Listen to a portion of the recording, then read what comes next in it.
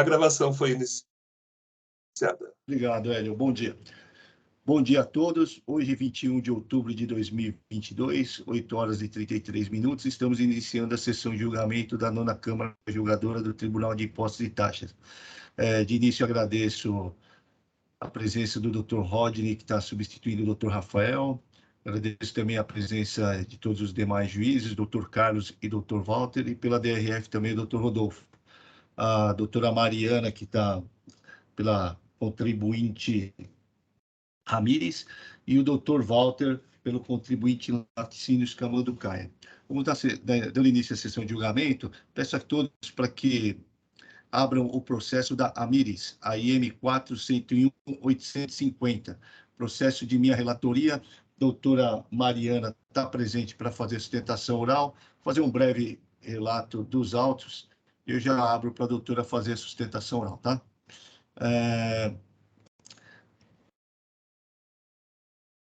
O AIM contém 10 acusações. No entanto, antes da interposição da defesa, os itens 4, 5, 7 e 8 foram recolhidos.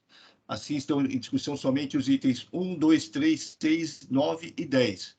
Nos itens 1 e 2, as acusações são deixar de escriturar notas fiscais relativas a entradas de mercadorias no estabelecimento, sendo que no item 1 as operações são tributadas e no 2 são não tributadas. No item 3, a acusação de escrituração de documentos fiscais relativos à entrada de mercadorias com as seguintes irregularidades: lançamento nos livros em valores inferiores aos constantes dos documentos fiscais. No item 6, a acusação é de deixar de escriturar documentos fiscais, documentos relativos à saída de mercadorias em operações não sujeitas ao pagamento do imposto. Nos itens 9 e 10, as acusações são de crédito indevido. No item 9, a acusação se relaciona ao destaque indevido do valor do ICMS, vez que se trata de mão de obra aplicada à industrialização efetuada entre contribuintes paulistas e que não foram também emitidas notas fiscais de complementação de imposto das remessas para industrialização de prazo superior a 180 dias, portanto, os retornos em prazos inferiores a 180 dias. No item 10, o crédito indevido se relaciona ao retorno de industrialização de operações com suspensão de ICMS, sem que houvesse sido emitido notas fiscais complementares do imposto pelo remetente da mercadoria para a industrialização, na forma do artigo 410 do RICMES, após decorrido o prazo de 180 dias. Doutora Mariana, fica à vontade. Tenha um bom dia. Pode ficar à vontade. Bom dia a todos. Obrigada, doutor Silvio, pela relatoria. Os itens são esses mesmos, tá? Os demais foram pagos. A minha ideia aqui é ser realmente breve e começar falando que essa é a segunda vez que esse processo chega aqui no TIT.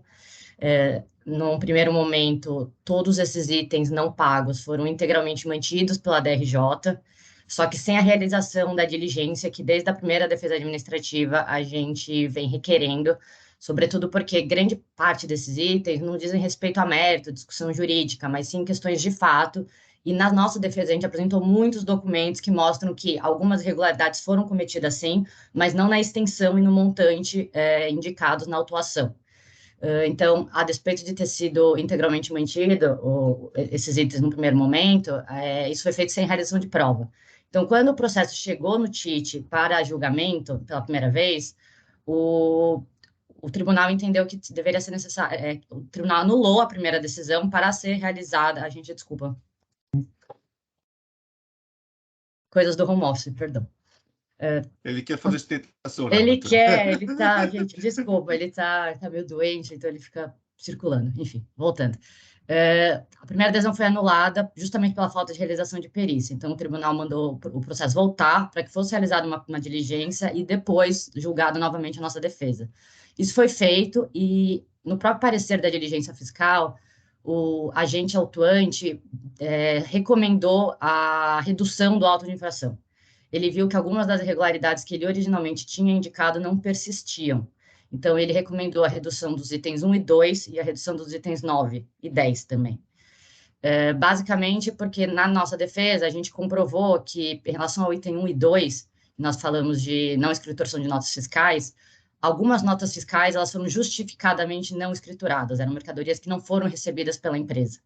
Então, não havia motivo para elas serem escrituradas e, consequentemente, não haveria motivo para elas, para gerar uma multa pela não escrituração.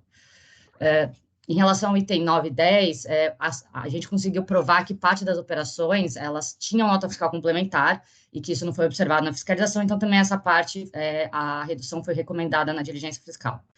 Quando o processo voltou para a DRJ acatou integralmente o parecer fiscal. Então, aqui, hoje, a gente está discutindo que a DRJ não cancelou.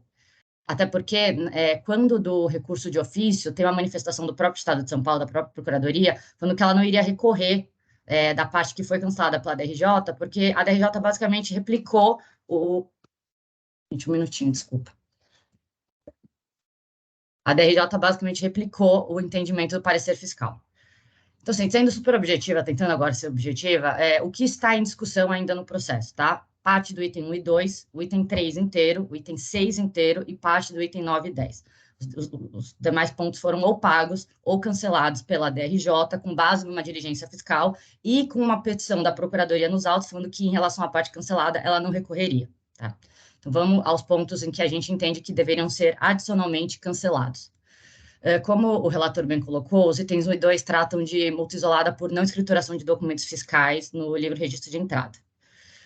A gente entende que a totalidade dessa multa tem que ser cancelada, e não só a parte já cancelada, em relação às notas que a gente comprovou que não precisavam ser escrituradas. O que sobrou, de fato, são notas que não foram escrituradas, mas não é que elas não foram escrituradas, houve erro na escrituração. Aqui, esse período foi um período que o contribuinte estava mudando as suas operações, mudando o local de realização das suas operações. Então, são notas fiscais que, ao invés de serem escrituradas na filial autuada, que foi a filial que realizou a operação, foram escrituradas em outra filial da mesma empresa, basicamente, enfim, a gente está falando de Brotas e Campinas. Então, no nosso entendimento, houve erro na lavratura do auto de infração, porque não seria falta de enquadramento não seria falta de escrituração de nota fiscal, mas sim erro na escrituração de nota fiscal. E por que isso é tão importante? Porque a gente sai de um cenário em que a multa é de 10% e a gente vai para um cenário em que a multa seria de 1%. Isso seria ainda mais necessário, o reconhecimento desse reenquadramento, se você analisar a particularidade do caso concreto, em que a gente não está falando de uma operação como regra, na verdade, a gente está falando de nenhum cenário em que houve qualquer tipo de prejuízo pela falta de escrituração desses documentos, porque a gente provou nos autos que a empresa possuía um alto saldo credor de CMS na época, então não foi aproveitado nenhum tipo de crédito em relação a essas transações, e metade dessas transações, o item 2 inteiro, trata de operações não tributadas. Então, assim, ok, essas notas fiscais de fato não foram escrituradas, o que sobrou do item 2, mas não é que elas não foram escrituradas em nenhum momento e não há registro, não há lastro dessas transações. Houve um erro, um equívoco de sistema, porque foi um momento de transição, em que ao invés de ser escrituradas no estabelecimento A, foram escrituradas no estabelecimento B, em um cenário em que havia alto saldo credor de CMS, e operações não tributadas. Então, a gente requer que, ao menos, seja reconhecida a necessidade de reenquadramento dos itens, para que a gente saia de um cenário de multa de 10% e a gente vá para um cenário de multa de 1%. Em relação ao item 3, que trata de erro no valor da escrituração, a gente, desde o início, assume que, de fato, houve esse erro no valor. O documento fiscal constou o valor correto do produto, mas na hora de escriturar esses documentos fiscais, também, novamente, por um momento em que a empresa estava se adaptando ao novo sistema, ela escriturou o valor do custo projetado do bem e não do custo efetivo. Então, assim, o documento fiscal foi emitido no valor correto, mas na hora de escriturar, houve essa diferença. Só que o que também é importante destacar, ao invés da multa por esse erro incidir sobre a diferença do valor que constou do documento fiscal e do valor que foi escriturado, a multa incidiu sobre o valor total do produto. Então, o que a gente pede em relação a esse item 3 é que ou seja reconhecida a nulidade dele, porque houve um erro, aqui é um erro de base de cálculo, a multa tem que incidir sobre a diferença, que em tese seria o prejuízo gerado, ou ao menos que seja reduzido o auto de infração proporcionalmente para refletir essa base de cálculo correspondente à diferença entre o que foi ou não escriturado. Em relação ao item 6, que fala de falta de escrituração de notas fiscais no livro registro de saída, também a gente assume que houve esse equívoco, mas, novamente, em um cenário em que são operações não tributadas, aqui o item 6 só trata de operação não tributada, e, novamente, em um cenário em que a gente está falando de um contribuinte com alto saldo credor de CMS. Então, não há prejuízo e por isso a gente pede ao menos a redução da multa em relação a esse item. Os itens 9 e 10 envolvem aquela operação por industrialização por encomenda, em que no estado de São Paulo, se você envia a mercadoria e ela volta para você em 180 dias, há uma suspensão da ida e da volta, tanto em relação à mercadoria quanto em relação à mão de obra.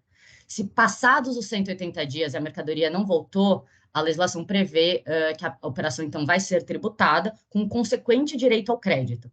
O que aconteceu aqui? São operações de industrialização por encomenda, em que algumas delas decorreram um prazo de 180 dias e, portanto, a Amyris, ela recebeu esses produtos e esse serviço, essa mão de obra, com notas fiscais tributadas, com destaque do ICMS do industrializador.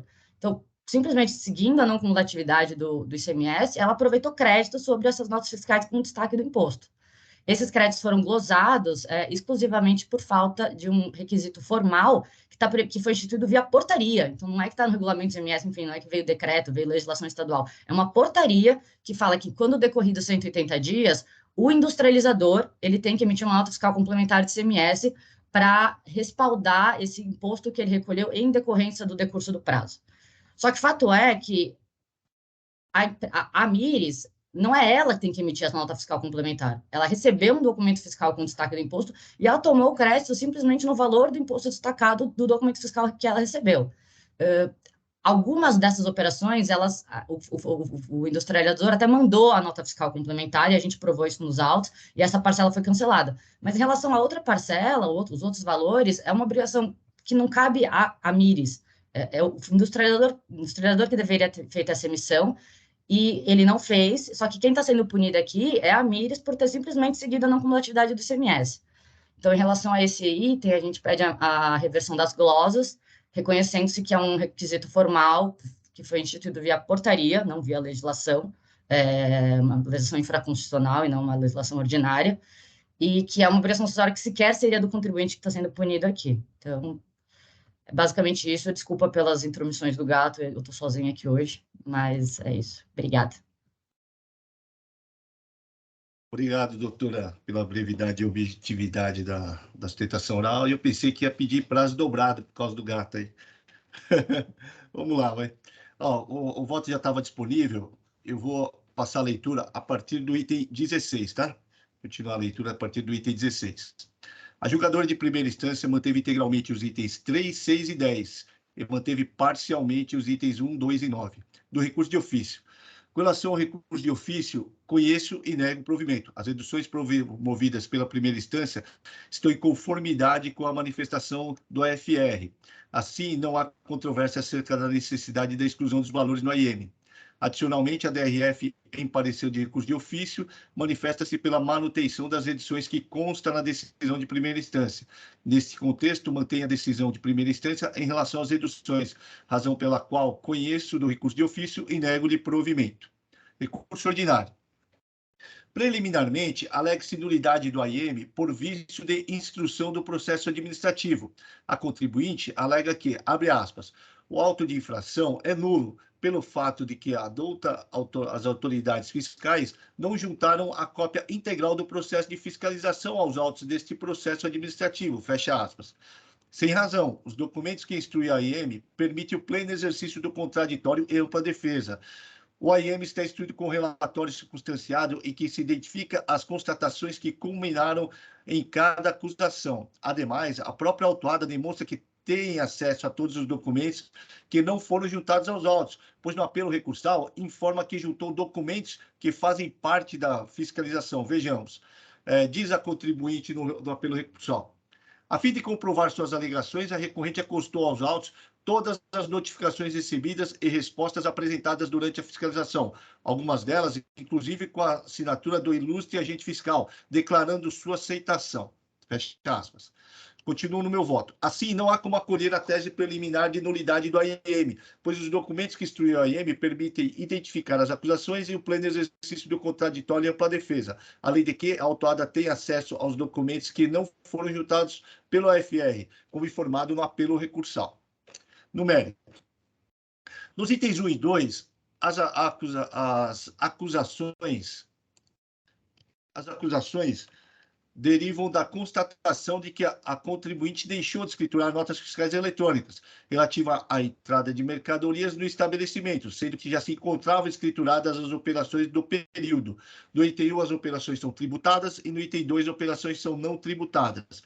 Argumenta a recorrente que, abre aspas, não cometeu a infração exatamente indicada na autuação, seja porque nos casos em que efetivamente ocorreu, nos casos em que efetivamente ocorreu mero equívoco formal, não houve nenhum prejuízo ao erário, o que, nos termos da jurisprudência, enseja ao menos redução da penalidade aplicada, fecha aspas.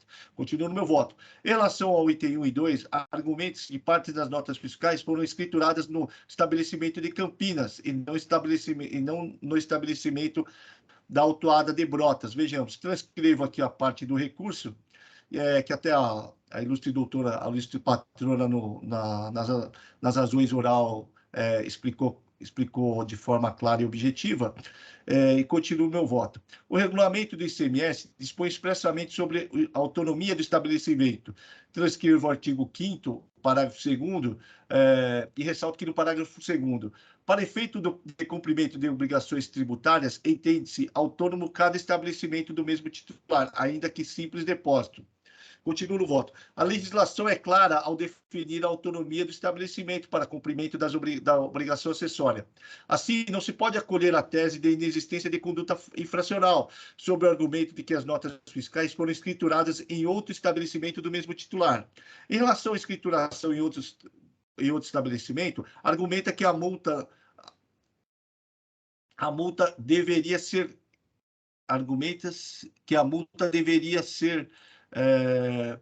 recapitulada para... Só um minutinho aqui, acho que teve um erro aqui.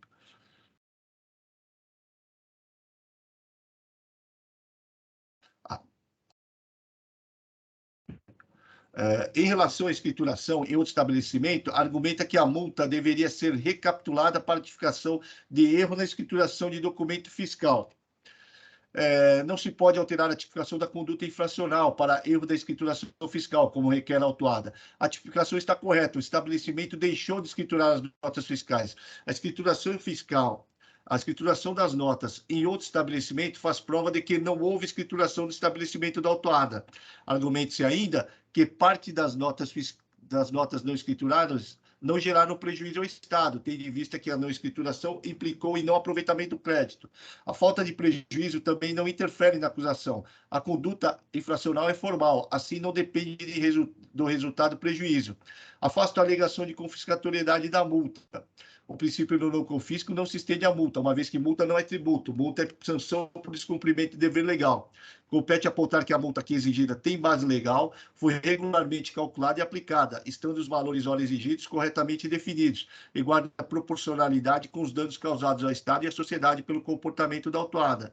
Não cabendo indagar se a multa definida pelo legislador é ou não elevada, pois, se a multa aplicada é elevada, é porque o legislador entendeu que a conduta também é grave. Com relação ao pedido de relevação barra redução das multas, com fundamento do artigo 527-A do RICMS, informa que os itens 1 e 2 não exigem impostos. A julgadora de primeira instância aponta que a autuada é contribuinte de grande porte, tendo em vista que o capital social que consta no cadastro de contribuintes alcança um montante de R$ 429.111.032. Também registro que, em relação aos antecedentes, a DRF não informa a existência de elevado número de AEM lavados contra a autuada. Por outro lado, no site deste tribunal, disponível para consulta pública no endereço tal, constatei somente a existência deste AIM lavrado contra a autuada, ou seja, não pesa contra contribuinte antecedentes desabonadores.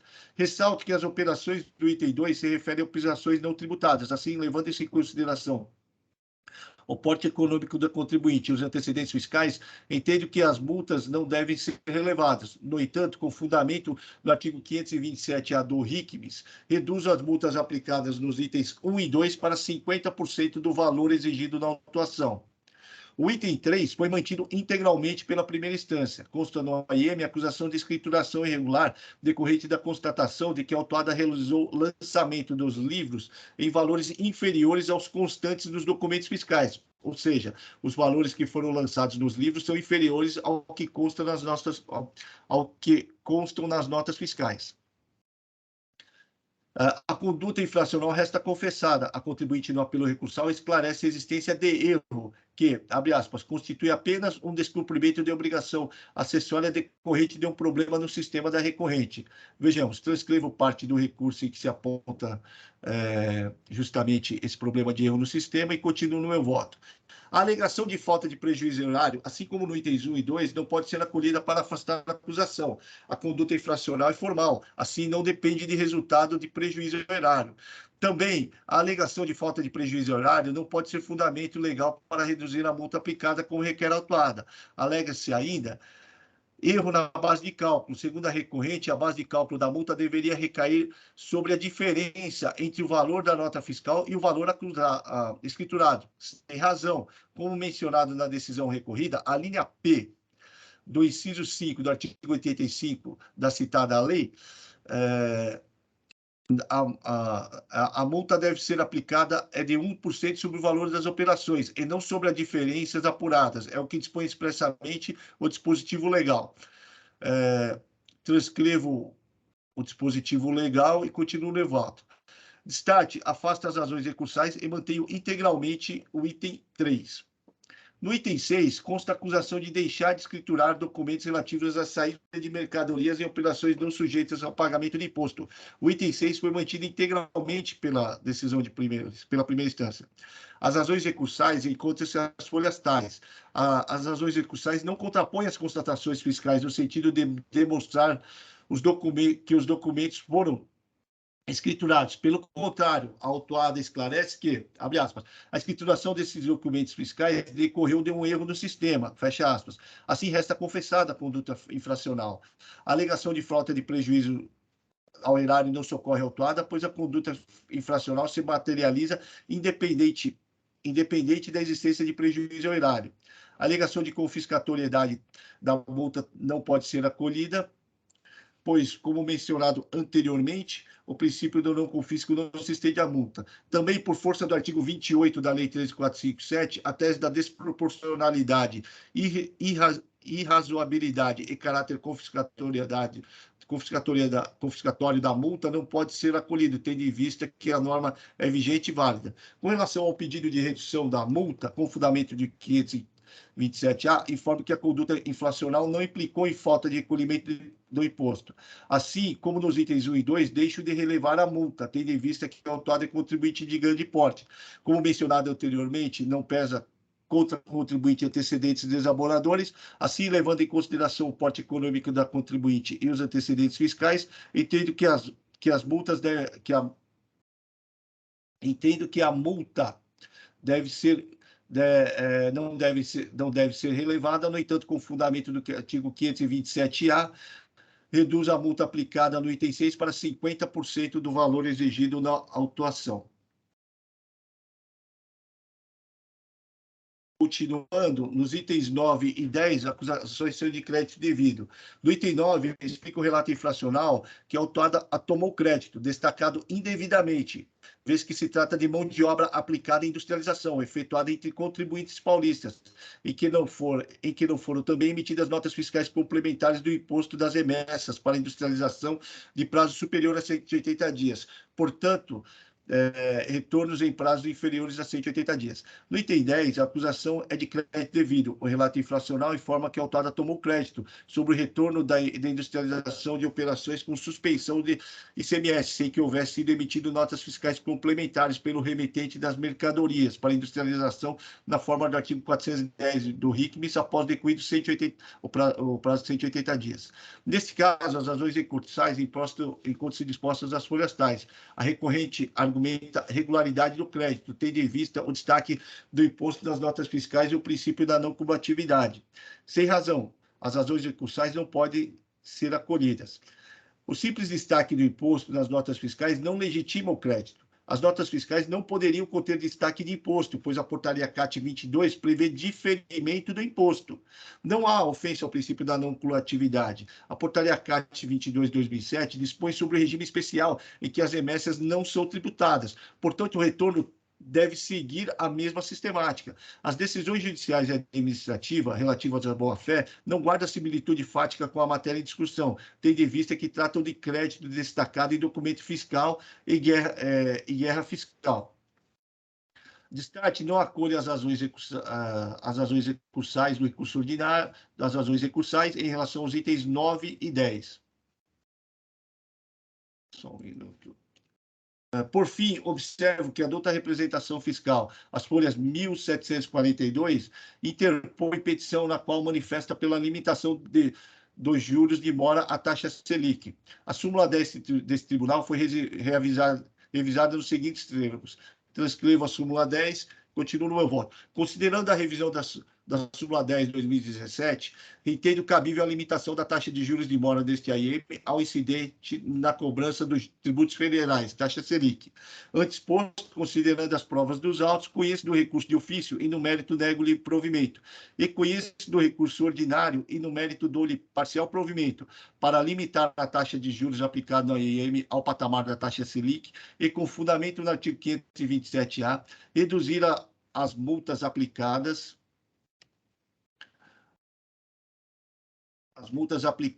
aos itens 1, 2 e 6 para 50% do valor exigido na autuação. Só vou registrar o voto e eu já abro para discussão.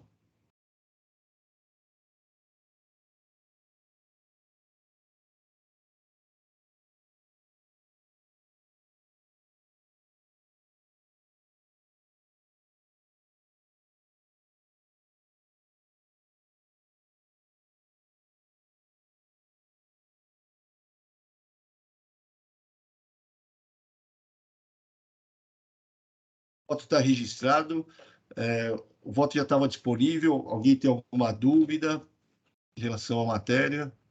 Bom dia, doutor Silvio. Bom dia, doutor Rodolfo. Gostaria de chamar a atenção aqui para dois pontos. Primeiro, em relação ao recurso de ofício, a representação fiscal ela concordou com as provas trazidas pela contribuinte, porque, principalmente em relação à recusa das mercadorias, ela juntou aos autos as notas fiscais nas quais constava no verso da nota fiscal o termo de recusa assinado. Então, nos termos da legislação, isso supre para o fisco os deveres instrumentais em relação à recusa da mercadoria. Em relação à redução de penalidade, também gostaria de chamar a atenção para o fato de serem 10 itens que compunham o AIM originalmente, e para o fato de ter sido aplicada em relação aos itens para o qual foi concedido o benefício da redução, uma das menores penalidades presentes no regulamento do ICMS. Além disso, em relação ao item 2, no ato da lavratura do AIM, melhor dizendo, já foi concedida uma redução em 50% da penalidade, de acordo com o parágrafo 2º do artigo 85 da 6374/89, pelo fato de não haver exigência de imposto em relação a essa infração.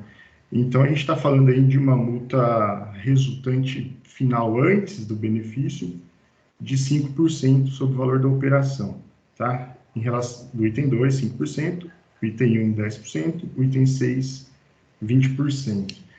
Então, ao nosso entender, tendo em vista que o próprio AIM ele traz 10 itens de acusação, né?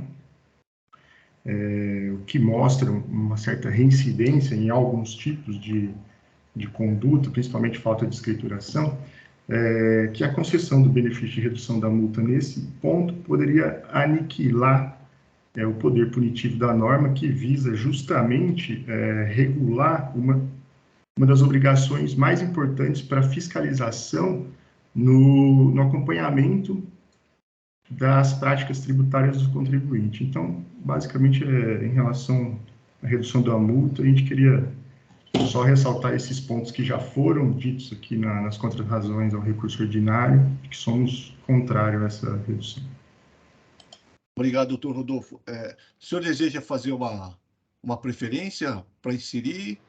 Doutor Silvio, eu acho que nesse caso não se faz necessário, porque essas razões que eu trouxe aqui, elas já constam da nossa contra-razões ao recurso ordinário, da exata forma como eu apresentei para os senhores. Tá, ok. Eu vou manter, com relação ao item 2, ao item 2, se eu me recordo, as operações são não tributadas. Na verdade, eu entendo que o fato do RICMES, na parte no 527, não lembro se é o parágrafo 1º ou 2º, dispor que em operações tributadas a multa é de 50% do valor, né? Por isso que, nesse caso, ao invés de, é um valor menor. Para mim, eu entendo que, nesse caso, é indiferente, não é uma benesse, né? Já é decorrente do próprio dispositivo legal, né? Então, assim, por isso que eu acabei aplicando para tudo. E, assim, o fato da falta de escrituração, eu levo em consideração também que eles vieram aqui, já no próprio recurso, eles já apontam que houve um erro do sistema e que foi escriturado em outra filial e não na filial, na filial que estava sendo fiscalizada. Então, isso daí, para mim, tudo pesa, e levando em consideração também que, assim, muito embora sejam 10 itens, eles foram lá e já recolheram uma parte, né? 5 itens aí, eu acho 5, 6 itens, acabou ficando metade do recurso, e não pesa contribuinte de grande porte, acho que deve ter sido fiscalizado diversas vezes, e só tem esse AIM pela consulta disponível, né?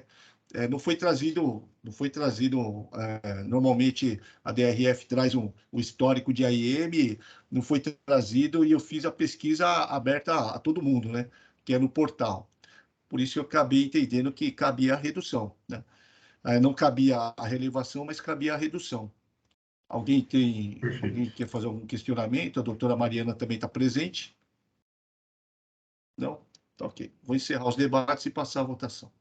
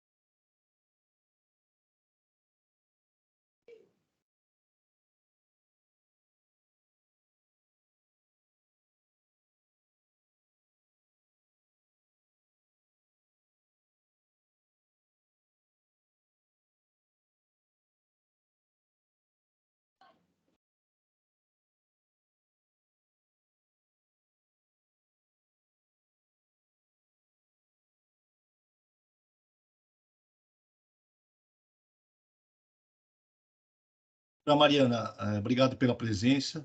O processo já foi votado, já está encerrado, decisão unânime pelo não provimento do recurso de ofício e pelo parcial provimento do recurso ordinário, tá? Com redução das multas da limitação da taxa Selic e redução das multas em 50% as multas acessórias. Tá ok? Fica à vontade, se quiser continuar a sessão, se quiser te retirar, fica à vontade. Obrigada a todos, eu vou me retirar. Bom resto de sessão aí. Obrigado, até mais. Tchau, tchau. Bom dia.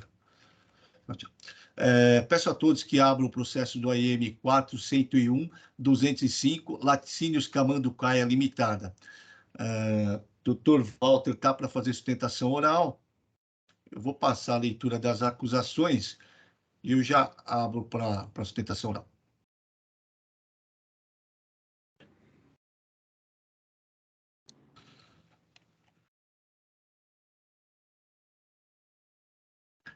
O AIM contém 3 acusações, itens 1 e 2 de deixar de escriturar notas fiscais eletrônicas relativa à entrada de mercadorias do estabelecimento.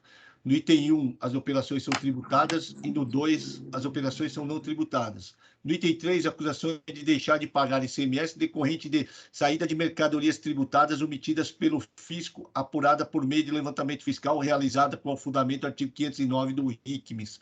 O levantamento que tem como base a falta de escrituração do item 1. Doutor Walter, fica à vontade. Deixa eu só contextualizar. só para contextualizar, o julgador de primeira instância ele cancelou o item 1 com fundamento na subsunção. Então, é um recurso de ofício e ordinário. Fica à vontade, doutor Walter. Bom dia a todos os jogadores, ilustre relator. A presente sustentação ela será bastante objetiva. Trata-se, como o senhor relator, de tributação via ICMS, com sua correlata multa por conta da suposta omissão de registro de notas fiscais de entrada de mercadorias em operações tributadas ou não tributadas e isentas. E com isso, houve uma presunção de omissão de saídas de mercadorias, tendo sido o imposto apurado por meio de levantamento fiscal com base no artigo 509 do regulamento do ICMS. Por meio de decisão da DTJ-3, parte dessas operações foi excluída por ter sido comprovado que, na verdade, algumas mercadorias nem adentraram fisicamente no estabelecimento da autuada, ou foi comprovado também que havia, sim, a escrituração das notas fiscais. Então, esta parcela foi excluída com a redução do auto de infração. No tocante ao saldo residual, o que eu gostaria de chamar a atenção é que muitas das operações que foram fiscalizadas dizem respeito a entradas de mercadorias para uso e consumo da autuada, em que não havia geração de crédito. Então, por exemplo, não havia imposto a ser pago. Nesse sentido, a jurisprudência do próprio Tribunal de Impostos e Taxas é de que, a despeito de não ter havido o registro das notas fiscais, mas quando há o registro das operações, ou seja, quando há a contabilização das operações, e não sem que esteja-se em meio ao não pagamento do tributo, não se faz legítima a cobrança do ICMS. No mínimo, haveria possibilidade de uma cobrança de multa por uma infração acessória de não registro das notas fiscais, mas jamais cobrança do imposto por suposta omissão de registros das operações, já que, no caso da autuada, ela contabilizou todas as operações e deu ao fisco a informação de que elas ocorreram. E assim, não entendendo, seria como se a verdade material caísse por terra e se colocasse a autuada no grupo daqueles que nem mesmo informam as operações e acabam sendo alcançados pelo artigo 509 por conta da presunção de omissão de saída.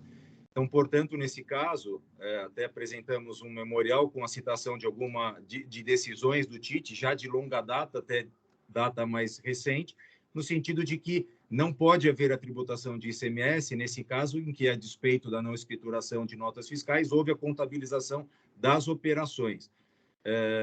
Muito bem. Em relação a outras operações também que foram mantidas, muitas delas houve comprovação efetiva nos autos de que não houve a entrada física no estabelecimento da autuada, porque foram, de fato, devolvidas. E isso está comprovado nos autos, não foi observado pela decisão de primeira instância administrativa, o que requer, no mínimo, uma nova diligência para que isso seja apurado de novo por conta da verdade material.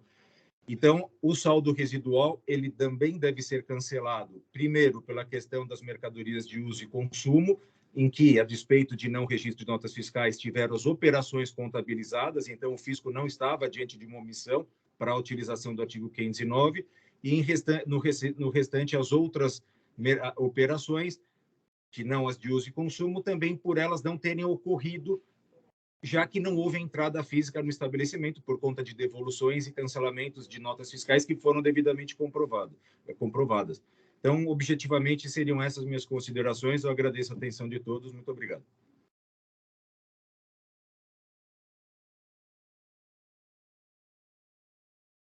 Obrigado, doutor Walter.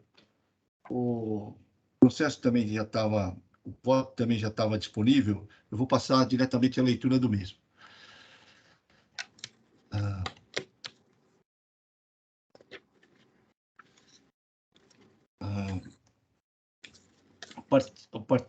A partir do recurso de ofício, tá?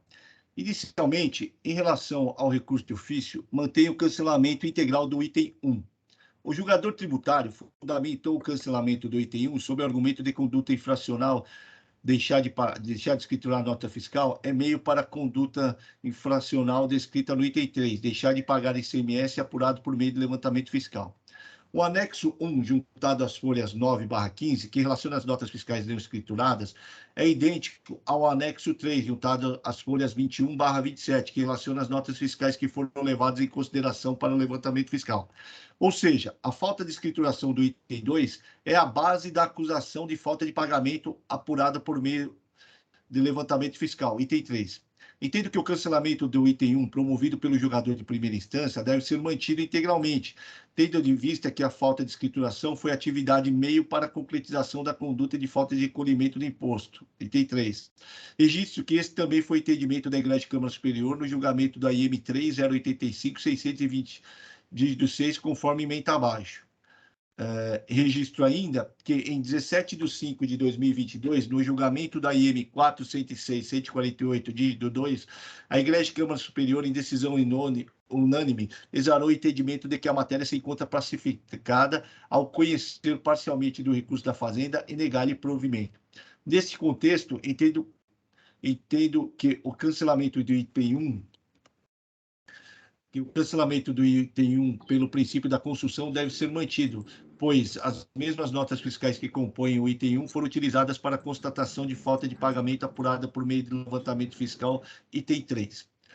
Itens 1, 2 e 3. O julgador de primeira instância excluiu notas fiscais das acusações dos itens 2, deixar de escriturar notas fiscais em operações não tributadas, e 3, deixar de pagar ICMS apurado por meio de levantamento fiscal, tendo em vista a constatação de falta de escrituração de notas fiscais em operações tributárias. A DRF, parecer de ofício, opina pelo restabelecimento integral das acusações. Discorre o julgador que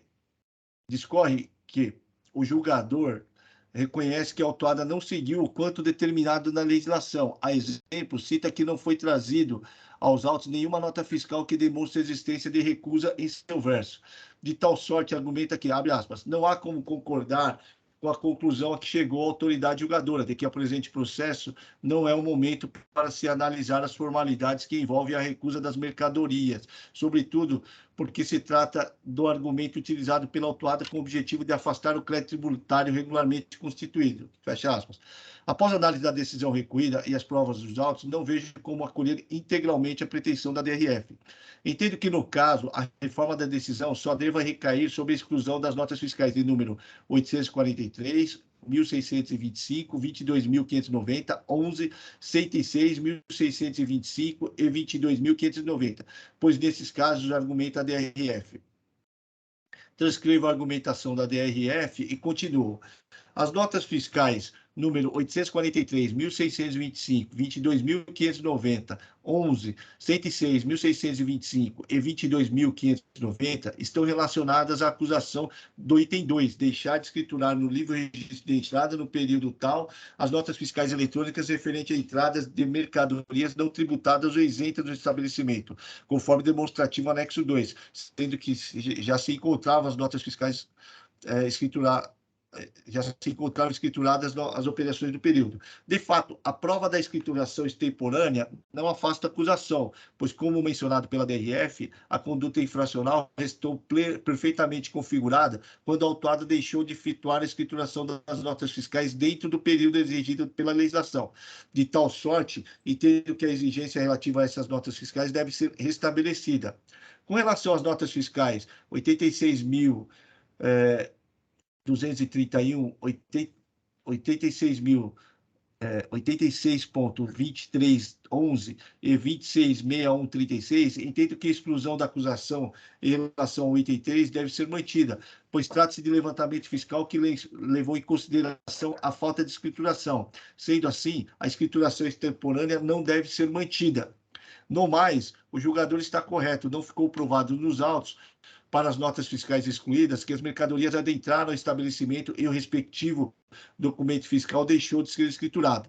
Ressalto que a falta de pagamento do item 3 se relaciona diretamente com a falta de escrituração. Item 1. Assim, considerando que não houve comprovação da falta de escrituração, o item 3 é reduzido automaticamente. A DRF cita o artigo 453 do RICMES para demonstrar a falta de apresentação da nota fiscal com recusa no verso. Contudo, o dispositivo é direcionado ao emitente do documento fiscal, que teve sua mercadoria recusada pelo destinatário e não ao destinatário. Vejamos, transcrevo aqui e continuo no meu voto. Ademais, a existência de emissão de nota fiscal de entrada pelo remetente das mercadorias foi um dos fundamentos que o julgador para cancelar a acusação.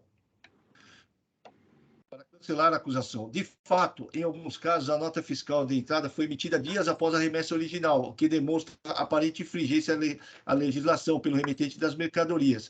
Registre-se que a decisão de primeira instância, que a primeira instância promoveu diligência ao FR e, nas diligências, não se comprovou que as notas fiscais de entradas emitidas pelo remetente demonstravam que as mercadorias foram entregues e, após a entrega, retornaram ao estabelecimento remetente.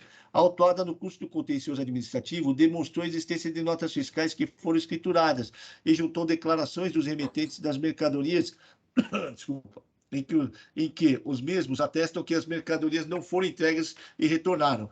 O FR, após diversas diligências, não demonstrou que as operações ocorreram e que as mercadorias adentraram ao estabelecimento. Assim, concluo que a decisão recorrida deve ser parcialmente reformada, tão somente para restabelecer parte do item 2, em relação às notas fiscais números 843, 1.625, 22.590, 11.106, 1.625 e 22.590. Antes posto, conheço do recurso de ofício e dou-lhe parcial provimento, somente para restabelecer parte do item 2, em relação às notas fiscais de números 843, 1.625, 22.590, 11.106, 1.625 e 22.590. Recurso ordinário. Inicialmente, em relação à taxa de juros, requer-se a limitação da taxa Selic. Considerando a revisão da súmula 10 desse tribunal, entende que a Grande Câmara Superior considerou o entendimento em conformidade com as decisões judiciais sobre a matéria. Nesse sentido, acolhe a pretensão recursal para limitar a taxa de juros aplicada ao patamar da taxa Selic nos termos da súmula 10 de 2017. No mérito, o demonstrativo de folhas 3.304/3.308 identifica as notas fiscais que foram mantidas pela primeira instância. Na coluna ocorrência, identifica-se que a maioria das notas fiscais contém a informação de, abre aspas, notas não foram escrituradas ocorrente somente o pagamento, devidamente contabilizada, fecha aspas. A informação de contabilização, como mencionada pela decisão recuída, não supra a necessidade de escrituração no LRE, portanto, de rigor a manutenção da decisão. Com relação às notas fiscais em que consta a informação de a mercadoria não foram entregues, mantém a decisão recuída, pois o julgador de primeira instância, ao analisar a situação fática de cada documento, identificou que a autuada não trouxe declarações dos emitentes, tampouco comprovou que as mercadorias retornaram ao destinatário. Assim, não há como alterar o quanto decidido pelo julgador ACO, pois não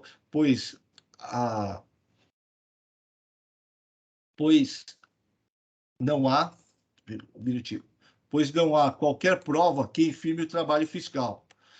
Por oportuno, ressalto que a alegação às folhas tais de que a nota fiscal 22.73.95.4 não existe, pois o que existe e está escriturado é a nota fiscal de número 22.78.54, não prospera. Isto porque o demonstrativo produzido pela FR, as folhas 22, indica o número da NFE e, por meio de consulta ao site da Cefaz, constata-se a existência do aludido documento. Assim, com relação ao mérito, afasta as razões recursais para manter as acusações.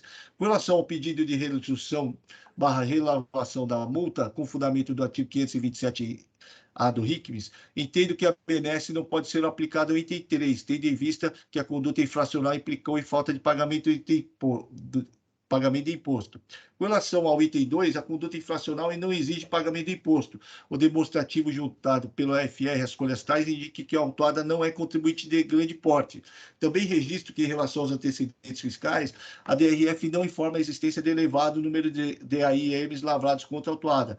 Por outro lado, no site do tribunal, desse tribunal disponível para consulta pública do endereço tal, constatei que a autuada possui, além deste AIM, outro lavrado contra ela, AIM 4060935, com informação liquidada, ou seja, não pesa contra contribuinte antecedentes de elevado histórico de AIMs lavrados. Ressalto que as operações do item 2 se referem a operações não tributadas. Assim, levando-se em consideração o porte econômico da contribuinte e antecedentes fiscais, entendo que as multas não devem ser, que a multa não deve ser relevada. Não deve ser relevada. No entanto, com o fundamento no artigo 527-A do RICMES, reduz a multa aplicada no item 2 para o patamar, para 50% do valor exigido na autuação. Antes posto, considerando as provas dos autos, conheço do recurso de ofício e do mérito do parcial provimento, para restabelecer parte do item 2, em relação às notas fiscais, de números 843, 1.625, 22.590, 11, 106, 1.625 e 22.590. E conheço do recurso ordinário e no mérito do parcial provimento para limitar a taxa de juros aplicadas ao AIM ao patamar da taxa Selic e com fundamento no artigo 527-A do RICMES, reduzir a multa aplicada ao item 2 ao patamar de 50% do valor exigido da autuação. Só vou gravar aqui o voto e eu já abro para discussão.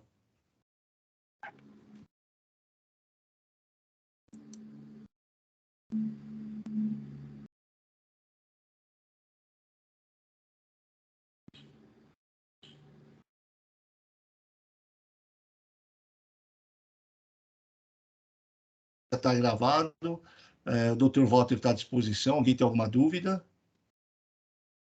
Doutor Silvio, eu tenho. Fique à vontade. A gente gostaria de juntar uma manifestação aos autos nesse caso.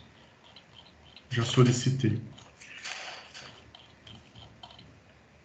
Pode gravar, doutor Rodolfo. E aí, em seguida, já pode proceder à leitura, por gentileza.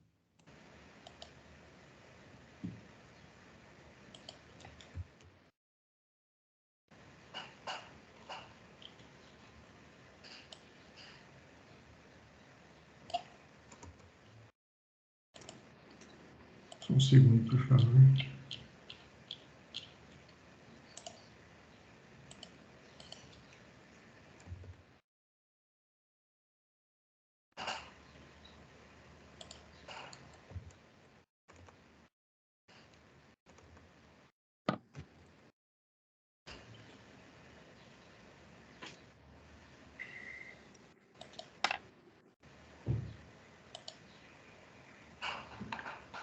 A manifestação já foi registrada no sistema, está disponível para os senhores. Já peço desculpas antecipadamente, porque em relação a esse auto eu não vou conseguir ter a mesma pontualidade e rapidez com qual eu tento me manifestar aqui costumeiramente. E tendo em vista que por 2 vezes o patrono da autuada utilizou o termo devolução em relação às operações, eu também vou pedir licença e, mais uma vez, desculpa para pontuar a diferença entre recusa e devolução de mercadorias, tá? Mas antes disso, eu gostaria de ressaltar que a infração, ela cuida da falta de escrituração de notas fiscais no livro de registro de entrada, os itens 1 e 2 da infração. O que o fiscal atuante precisaria demonstrar para comprovar tais infrações? Primeiro, que as notas fiscais eletrônicas, elas constam como ativa no sistema da nota fiscal eletrônica. Isso foi demonstrado e foi pontuado, inclusive, pelo julgador de primeira instância, que ressalta que não há nenhuma comprovação de cancelamento de nota fiscal eletrônica. Segunda coisa que reforçaria a infração, o reconhecimento por parte da autuada de que as operações aconteceram. E nesse ponto, a autuada foi notificada pelo fisco, e isso consta dos autos e, inclusive, também da decisão de primeira instância, né? E foram retiradas da autuação todas as notas fiscais que a autuada não reconheceu a operação. Então, tendo em vista que as notas fiscais constam como ativa, a autuada reconhece a operação, bastaria que o fisco demonstrasse que as notas não foram escrituradas. Para isso, foi juntado aos autos a EFD da autuada, demonstrando a não escrituração das notas fiscais. Isso é o que basta para a comprovação da infração. Em sua defesa, a autuada traz o argumento de que as notas fiscais não foram escrituradas porque houve a recusa das mercadorias. Então, a gente entende que, quanto a esse ponto, há uma inversão de ônus da prova e caberia à autuada demonstrar a recusa das mercadorias, certo? E aqui eu gostaria de chamar a atenção para a diferença entre recusa e devolução. A diferença é bem pontuada na legislação, sobretudo em relação às obrigações acessórias. A recusa de mercadoria, apenas para ilustrar, é um típico caso de, por exemplo, o contribuinte compra 2 vasos grandes de concreto para revenda. No transporte, esses vasos se quebram. No momento que o contribuinte adquirente vai receber a mercadoria, ele se depara com os vasos quebrados e fala, olha, não tem como aceitar a mercadoria dessa forma, vou recusar. Ele solicita a nota fiscal que acompanha o transporte, faz constar no verso, olha, estou recusando a mercadoria porque elas chegaram aqui quebradas e em desconformidade com o nosso acordo prévio comercial. Acompanhado dessa nota fiscal, o contribuinte remetente original retorna com a mercadoria para o estabelecimento e lá, no momento da entrada, ele emite uma nota fiscal dele, de entrada, fazendo constar no campo observações os dados da nota fiscal da remessa original. Isso é o que a legislação exige para que seja configurada uma operação de recusa de mercadorias.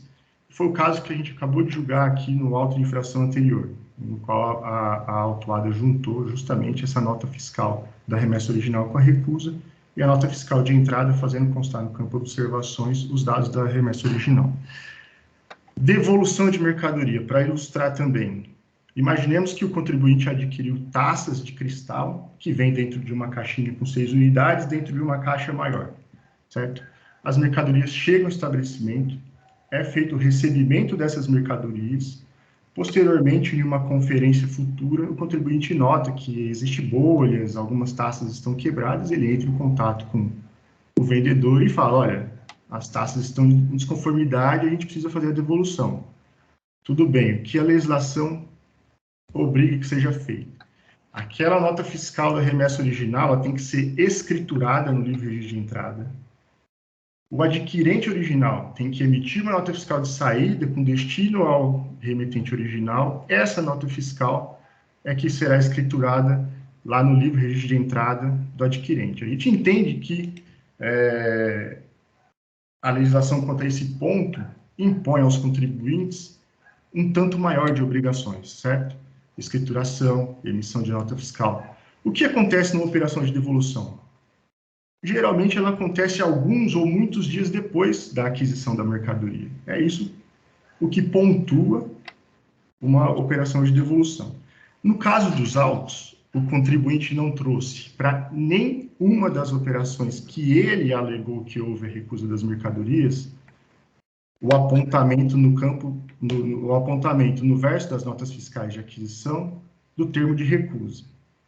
Como se não bastasse isso, há diversas operações em que o remetente original, na nota fiscal que ele emitiu de entrada, também não fez constar no campo observações os dados da nota fiscal de remessa.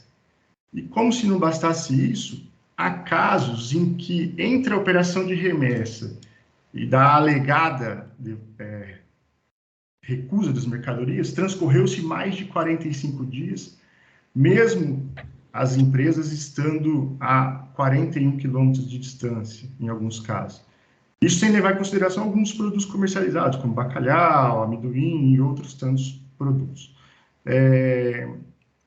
poderia até se argumentar que, em relação ao 453, né, poderia se argumentar, melhor dizendo, que a demora na emissão da nota fiscal de entrada, ela não poderia ser atribuída ao adquirente. Só que, quanto a isso, a legislação impõe a ele um dever que, caso ele tivesse se cumprido, ele se desobrigaria dessa penalidade extra, que é justamente fazer o apontamento no verso da nota fiscal do termo de recusa. Se ele tivesse feito isso, ele fala, olha, que data consta aí como a data da entrega da mercadoria, data tal.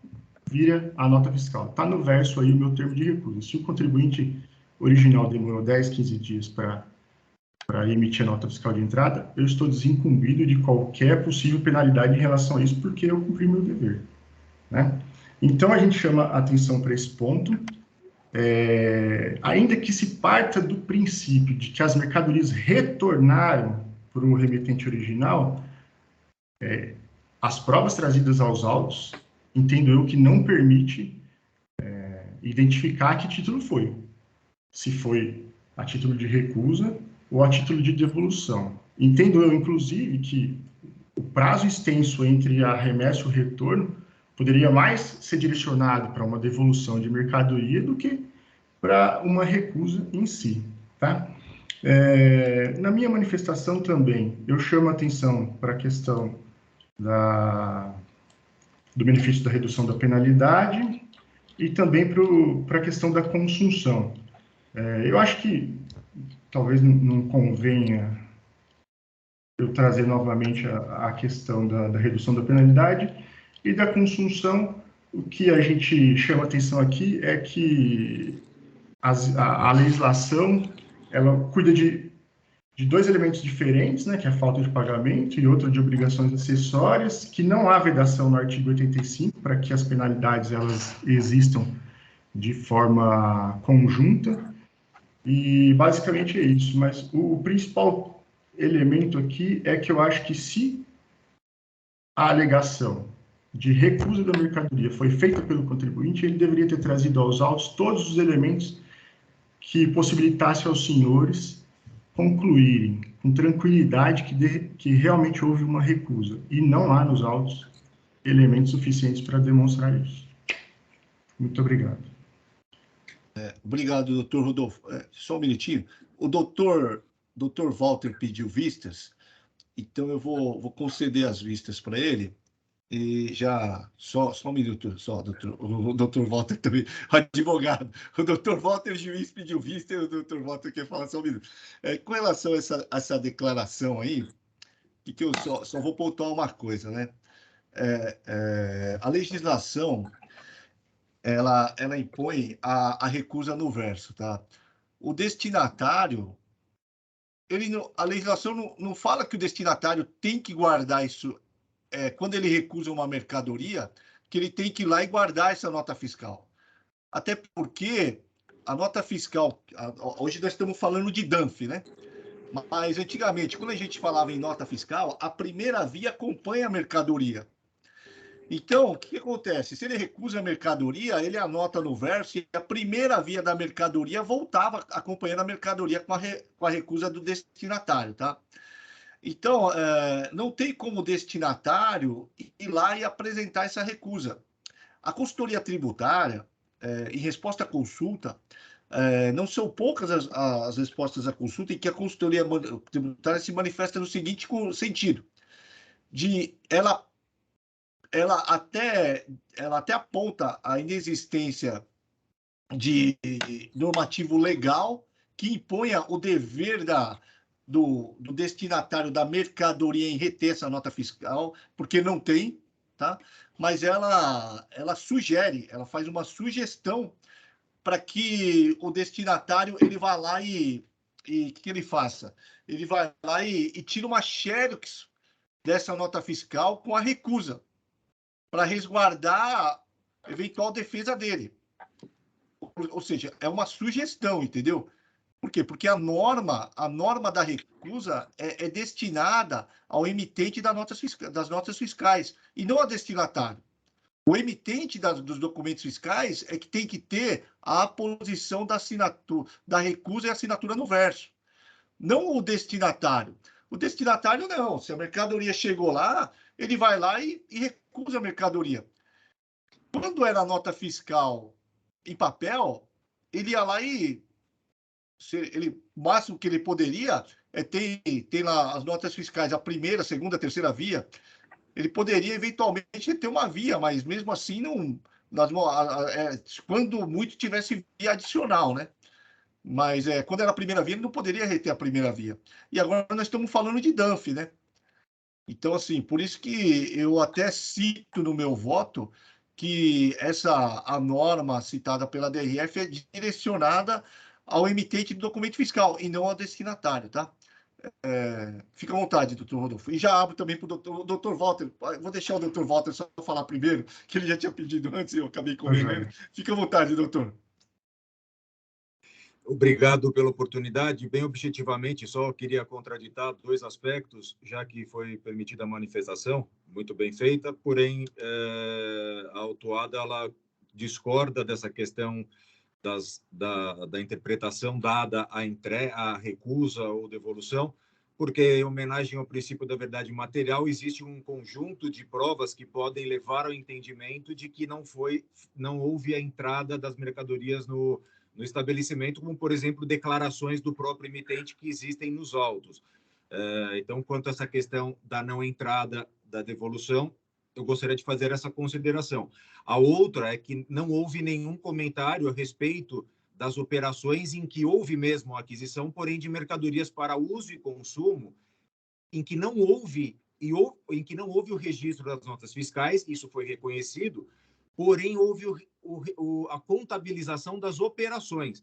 E por ter havido a contabilização das operações, ainda que não das notas fiscais, isso por si só faz cair por terra a presunção de omissão de entradas e depois a presunção de ocorrência de saídas em que supostamente se apurou um imposto por levantamento fiscal. Então, e a maioria das operações mantidas dizem respeito a esta situação de mercadorias para uso e consumo que não tiveram notas fiscais registradas, isso realmente aconteceu, porém tiveram notas fiscais, tiveram as operações contabilizadas, não eram casos de pagamento de tributo, e a jurisprudência do Tribunal de Impostos e Taxas diz que nessas situações não há sentido em ter a cobrança do imposto, uma multa por falta de obrigação acessória do não registro das notas fiscais, até é compreensível, porém não a tributação por meio do ICMS, por levantamento fiscal por conta do 509, porque não houve omissão nenhuma, nada se ocultou. As operações elas podem não ter tido notas fiscais escrituradas, mas elas foram, sim, contabilizadas nos registros fiscais adequados da empresa. Isso não justifica o alcance do artigo 509 para a tributação do ICMS. Poderia ter havido só uma multa, mas não tributação pelo ICMS. Então, são essas minhas considerações. Agradeço. Fique à vontade, doutor Rodolfo. Silvio, apenas para pontuar, em relação à desobrigação ou não exigência da legislação para que o contribuinte mantenha essas notas fiscais, né? De fato, existe isso, contudo, existem algumas respostas à consulta e até mesmo a portaria CAT 162/2008, que diz ao contribuinte que ele pode, inclusive, registrar essa situação no livro modelo 6 dele, né? Então, assim, uma vez, e aqui que eu acho que é o ponto que existe uma grande distinção entre a desobrigação e o que precisaria acontecer aqui nos autos. Uma vez que ele alega isso em defesa dele, que houve a recusa, e ele não traz aos autos a comprovação da recusa, em que pese a legislação não exigir dele que ele mantenha as notas fiscais, no outro ponto ele também não comprova a alegação dele. E essa é a questão, né? Se ele queria se resguardar dessa situação, caberia a ele, de forma diligente, ou ter registrado essa situação no livro modelo 6 dele, ou ter feito uma cópia, como a própria consultoria tributária sugere que seja feito. Agora, uma coisa não dá para se negar, a legislação impõe a ele o dever de fazer o termo de recusa no verso das notas. E ele não demonstrou que ele fez isso. Então, a gente gostaria de pontuar só mais essa situação. Tá ok, doutor Rodolfo. Vou manter meu voto. Com relação à segunda parte do comentário do doutor Walter, né? Doutor Walter, advogado, pela contribuinte, não o doutor Walter, que está quietinho, o juiz. Só pontuou o seguinte, que, de fato, eu já vi decisões do tribunal em que se afasta a acusação de levantamento fiscal quando as mercadorias dizem respeito ao uso e consumo, tá? Já discuti isso daí presencialmente quando era presidente da Quinta Câmara. E qual que é o meu entendimento? Meu entendimento é que isso não afasta a acusação. Por quê? Porque se você deixar de registrar o uso e consumo, houve um fluxo de caixa para pagamento. Houve um fluxo de caixa para pagamento, entendeu? Então, muito embora a mercadoria não seja utilizada na atividade fim da empresa, o fato é que a omissão ela é apurada no caixa, né? E não na contabilização de débito e crédito, entendeu? Então, por exemplo, se você tiver até um ativo imobilizado que deixou de ser contabilizado, aquilo lá foi pago com venda de mercadoria, assim como o material de uso e consumo, com venda de mercadoria. Por isso que eu acabo, eu já discuti isso daí da Quinta Câmara, e sempre, e já vi votos também nesse sentido, entendeu? Que fala, olha, material de uso e consumo, ele não pode entrar no levantamento fiscal, tá? Por quê? Porque ele não faz parte da atividade fim da empresa. Mas no dia que eu falei, olha, se for ativo imobilizado, não, ativo imobilizado faz parte do ativo da empresa, mas eu falei, mas ele é contabilizado no SIAP, entendeu? Por isso que eu acabo não acatando essa razão defensiva, tá? Entendeu? Por isso que por quê? Porque no fim das contas, a receita para desembolso disso daí vai ter que vir da venda de mercadorias, tá? Mas aí o Dr. Walter vai levar, Dr. Walter, juiz, vai levar, e aí ele vai dar uma olhada com carinho sobre essa questão, tá bom? Muito obrigado pela atenção. Obrigado, que isso. Tenha um bom dia, fica à todos. vontade. Se quiser continuar, tem mais 2 Bom processos na pauta, caso contrário, fica à vontade para se retirar, tá bom?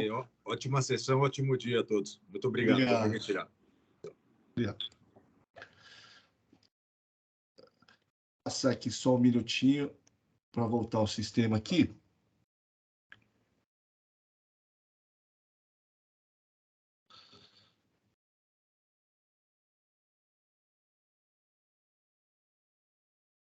Tem mais um. Vou passar ao ECB Comércio, ECB Comercial e Distribuidora, a IM 443, 321. Dr. Walter é o relator.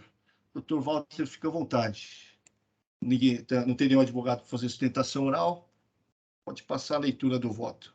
Obrigado, presidente. Estou mantendo o auto de infração. Eu acho que a defesa foi meramente protelatória e eu justifico da seguinte forma: a razão está com a Fazenda Pública.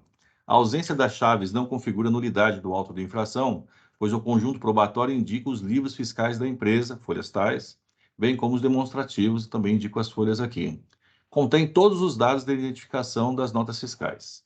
Como bem apontado pela representação fiscal, não há que ser invocado o artigo 267 do RICMES, pois este se aplica para contribuinte paulista substituído, mas pesa contra a recorrente a acusação de contribuinte substituto, segundo o qual deveria ser adotado o procedimento do artigo 426-A para recolhimento do ICMS por substituição previsto no artigo 313-C, ambos do RICMES.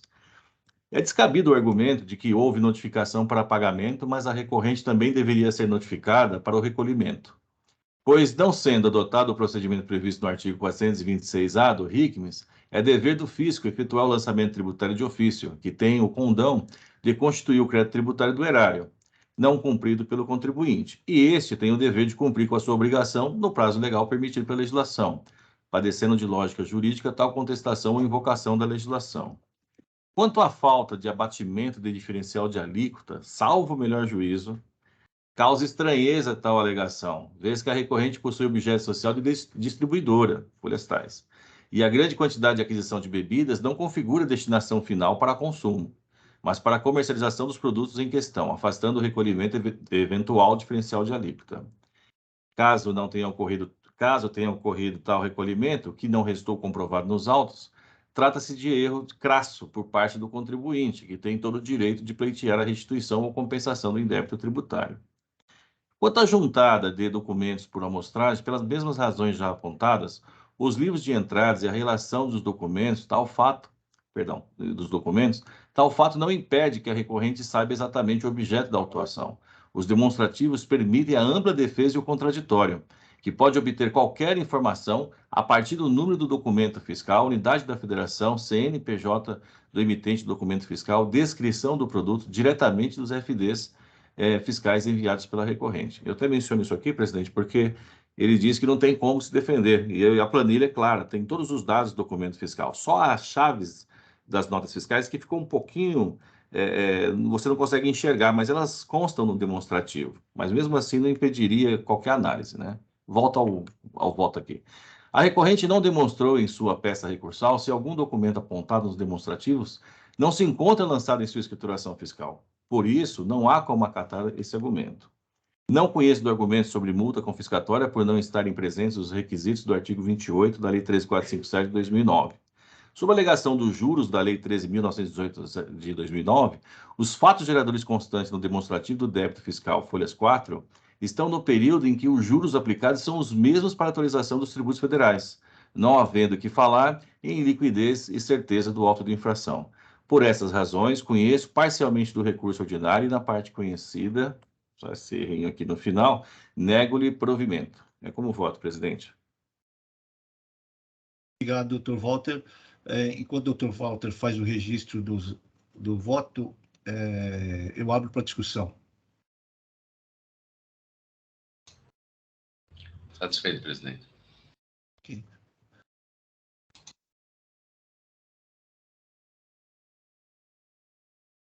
Estão havendo inscritos? Só um minuto, presidente, perdão. Só estou registrando aqui. Ok.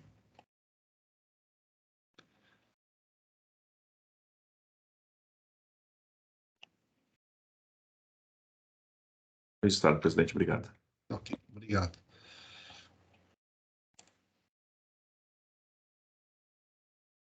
Encerro os debates. Passar para a verificação do quórum.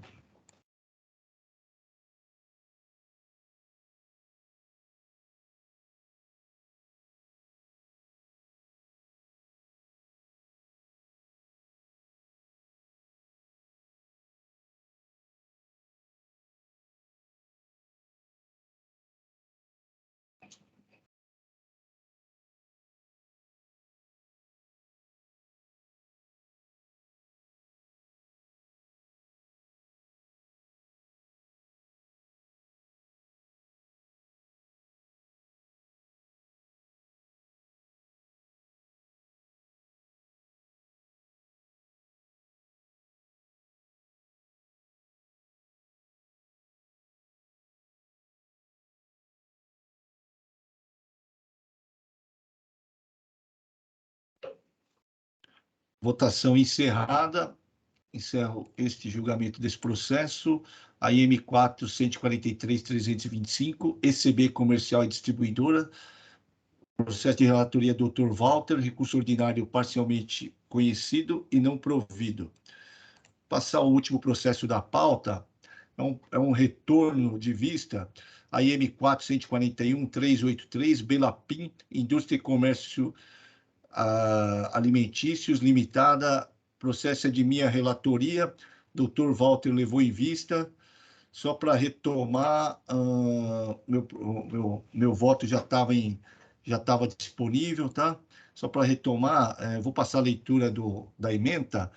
Infração relativa à falta de pagamento de imposto devido até o momento do desembaraço aduaneiro de mercadoria importada, cogumelo do exterior, acolhida somente a preliminar para limitar os juros de mora à taxa Selic. No mérito, a acusação deve ser mantida. No caso dos autos, o produto sofreu um processo de conservação transitória com água salgada ou sulfurada. O método não consta da lista de processos que não tiram do produto sua condição de estado natural, disposto no inciso 3 do artigo 4º do RICMS. Assim, considerando que a norma isentiva deve ser interpretada de forma literal, nos termos do artigo 111 do CTN, entendo que o produto importado pela autuada é tributado, pois não se trata de produto em estado natural, recurso ordinário conhecido e parcialmente provido. Dr. Walter levou em vista. Pode ficar à vontade, Dr. Walter. Obrigado, presidente. Bom, até em respeito ao Dr. Rodney, né, que está pegando o caso agora, e é uma questão que não é uma divergência. Também tentei não trazer para o lado da fábrica essa questão, tentei trazer para o lado da legislação. Então, o voto ele é divergente do presidente, porque o presidente entende que haveria um processo de fabricação quando você usa essas soluções, né, aquosas, né, então haveria aí uma espécie de um beneficiamento. O meu voto é no sentido contrário, porque eu acho que isso é beneficiamento e está previsto nesse inciso 3º do artigo 4º do RICMS, né? Então, é só o olhar da legislação, né? O processo é o mesmo, não mudei nada aqui. É uma coisa assim, só bastante curiosa para a gente poder discutir. Então, iniciando o voto aqui, presidente, pedir vista dos autos para melhor ponderar sobre os fundamentos do voto apresentado pelo doutor relator presidente, juiz Silvio Ryokichi Onaga, que em suas razões de decidir, amparado pela legislação em vigor e resposta à consulta tributária número 18.463/2018, entendeu que os produtos importados pela recorrente, cogumelo fatiado, inteiro e grande, sofreram o processo de fabricação por meio de conservação, aqui eu vou depois dar uma mudada, por meio de água salgada e sulfurada, e por isso não gozariam do status produto in natura, devendo a norma isentiva ser interpretada literalmente nos termos do artigo 111. Foi o que eu compreendi do pensamento do presidente, né? E aí eu volto aqui. Com a devida vênia, adotando a mesma legislação que deu suporte para a interpretação do doutor relator, entendo que a razão esteja com a recorrente, vez que o inciso 3º do artigo 4º do RICMS é suficiente para o deslinde da questão meritória. O texto do inciso 3º do artigo 4º do RICMS traz consigo parâmetros fáticos que servem para a aplicação do artigo 36 ao caso em julgamento, se não vejamos. E aí eu dou uma fragmentada, né, uma interpretação analítica, saindo cortando ali em fatias esse texto, onde eu destaco as questões mais importantes, né? Por exemplo, produto tal como se encontra na natureza, né? Aí eu destaco, não perdendo essa condição que apenas tiver sido submetido. Então, o produto in natura, maçã é maçã. Você não pode descascar ela, não pode cortar, não pode fatiar, não pode embalar. Mais ou menos assim. Mas esse dispositivo, ele fala o seguinte, ó, tem certos processos, né, que eu vou entender que são excludentes do processo industrial, né? E aí, como ele relaciona isso? Resfriamento, congelamento, são os clássicos, né? Resfriamento, congelamento, secagem natural, acondicionamento rudimentar, que entrou também nessa discussão. Mas aí tem uma coisa assim, ou que, isso aí é uma outra situação, a meu ver. Para ser comercializado, dependa necessariamente de beneficiamento e acondicionamento. Então, a questão que nós estamos discutindo aqui, se o beneficiamento e acondicionamento descaracteriza o processo, né, in natura e vira um processo industrial. Então, voltando aqui, a certa representação fiscal, na verdade, a representação está contra, né? Mas é um ponto que eu achei curioso.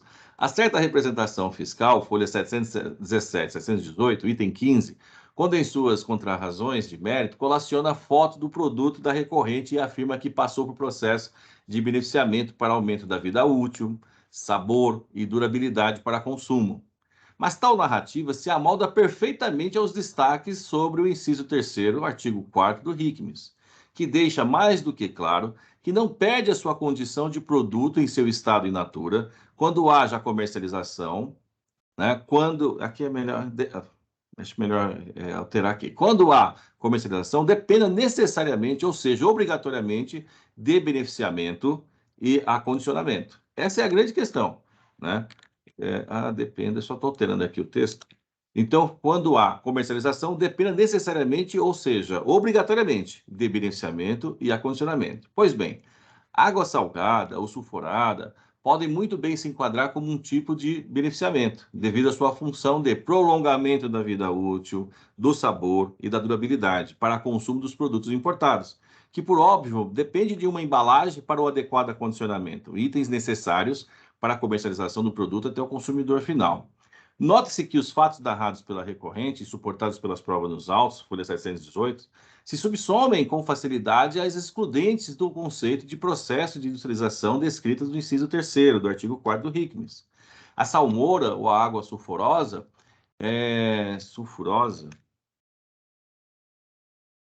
não altera em nada a composição física ou química dos produtos importados, pois, como dito, prestam apenas, como bem colocado pelo doutor relator, como conservante provisório, até que os produtos estejam prontos para o consumo humano, né? Pronto à disposição do consumo humano, né? Evitando tão somente que sofram com os efeitos da exposição ao meio ambiente e oxidem rapidamente.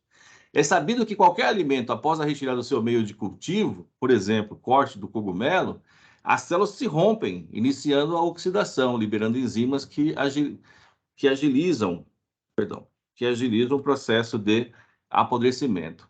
Por isso, há necessidade de conservação do produto por meio das soluções aquosas mencionadas e acondicionamento por meio de embalagens apropriadas para essa conservação e transporte. Portanto, considerando que beneficiamento, utilização de água salgada e sulfurosa e o acondicionamento, embalagem de transporte e conservação são hipóteses previstas pela legislação paulista como excludentes do processo de industrialização, o recurso ordinário deve ser conhecido e provido, no sentido de garantia da aplicação da isenção para os produtos objeto desse julgamento, ficando prejudicadas a análise dos demais argumentos trazidos pela recorrente devido ao reconhecimento do benefício fiscal.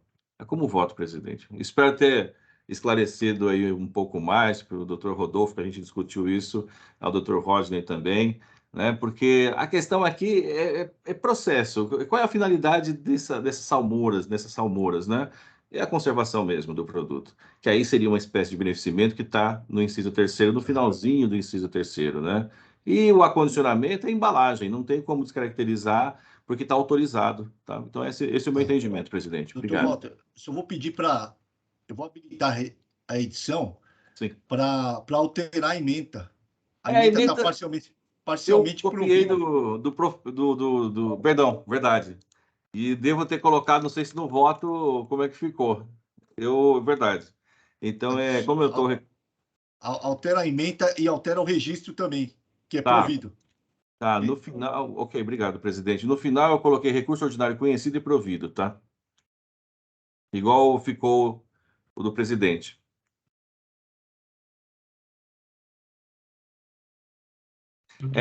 Eu vou ter que alterar. Tá, ok. Não, o método consta, né, na lista de processos. Fica à vontade, doutor Rodolfo, enquanto o doutor Walter vai alterando o voto. Tá. Quando possível, eu posso juntar uma manifestação? Pode pedir. Já é porque eu acho que falta gravar Falta o gravar o voto de voto do vista, né? Dr. Já Walter. estou terminando aqui a revisão, já disponibilizo, presidente. Sem problema.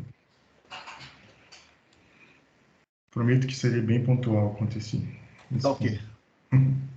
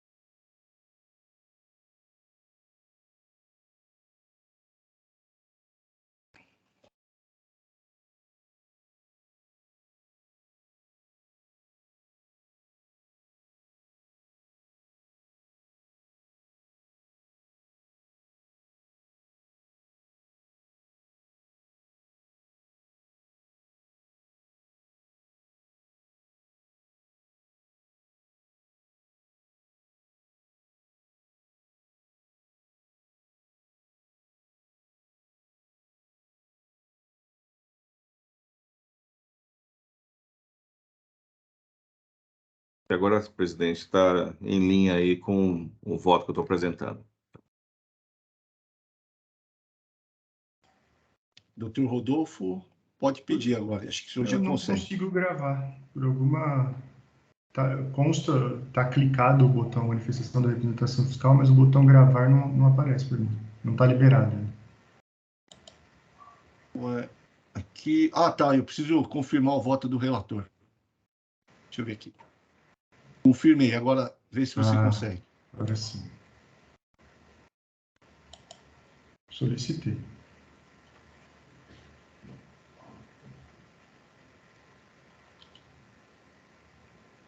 Fica à vontade.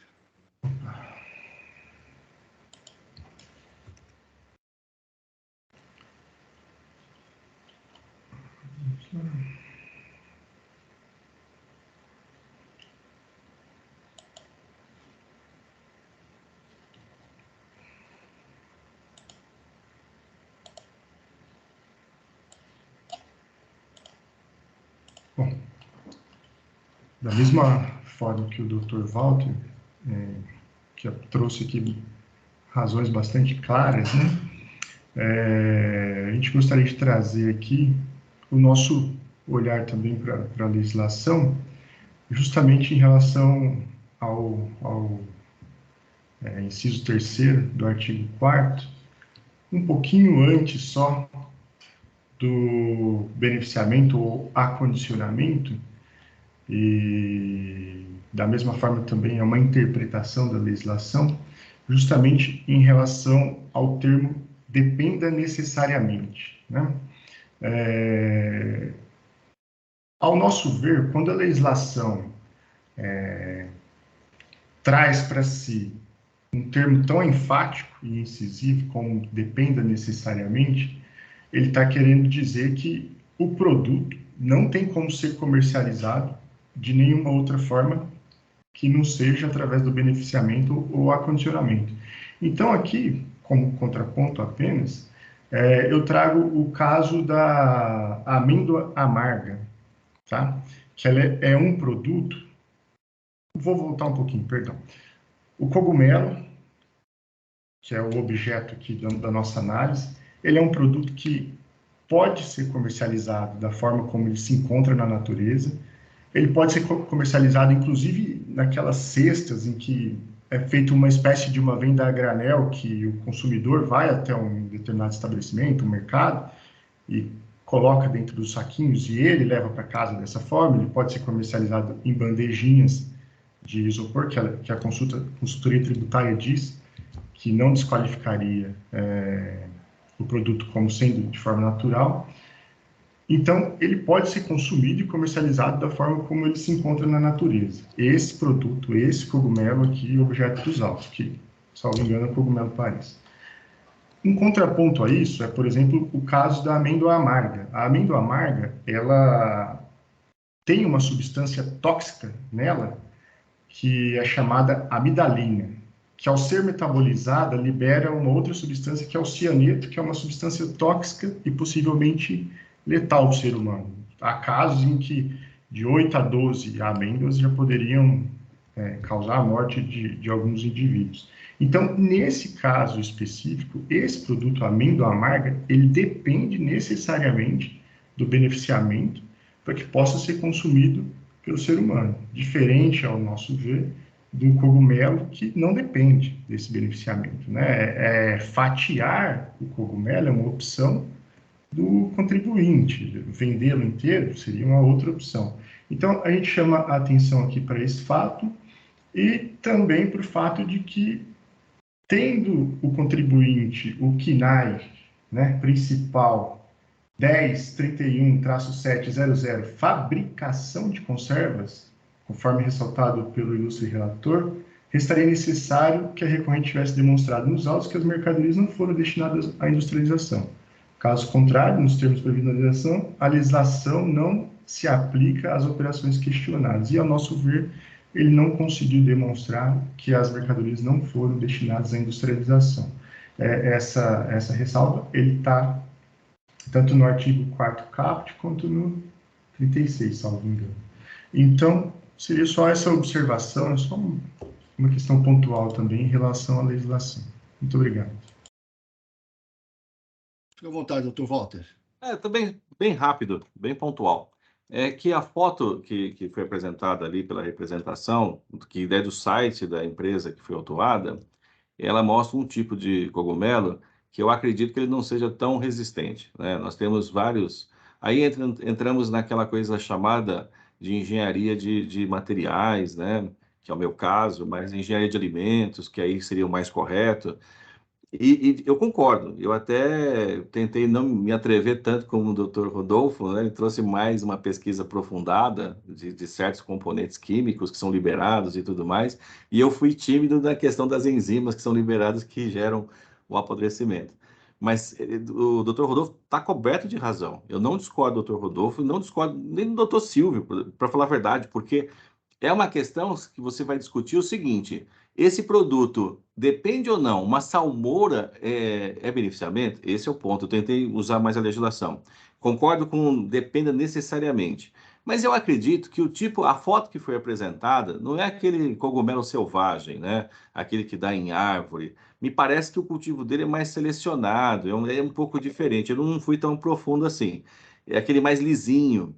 E quando você corta ele, qualquer tipo de alimento, uma maçã que eu estava até explicando anteriormente, a casca, ela traz uma resistência muito forte ao meio ambiente, né? Você tira a casca, escurece.